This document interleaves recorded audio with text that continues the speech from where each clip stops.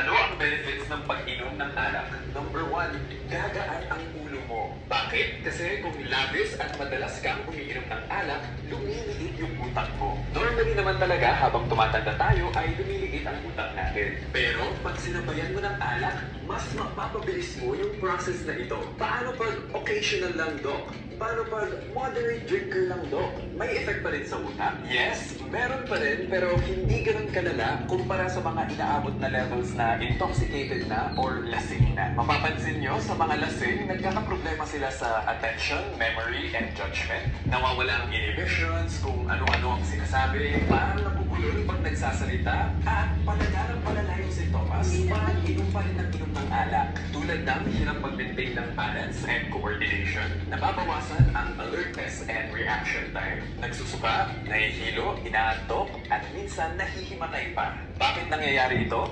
This is because isa sa mga side effects pag sobra ang alak sa katawan ay bumababa ang levels of thiamine sa katawan. Ang thiamine ay ang vitamin B1.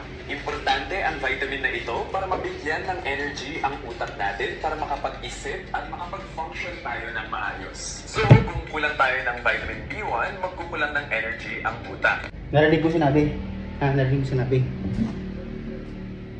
Tigilan mo rin yung alak. Ano? Tinitigan mo pa ako ng masama eh.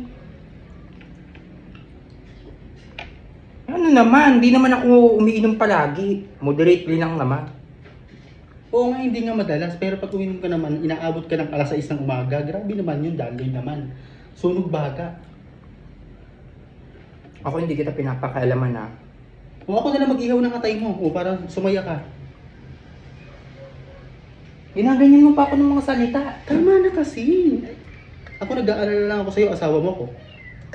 Tama nga yung sinasabi nyo, you only live once, yolo. Pero, habang nabubuhay tayo, dapat wala tayong nararamdaman. Wala akong nararamdaman.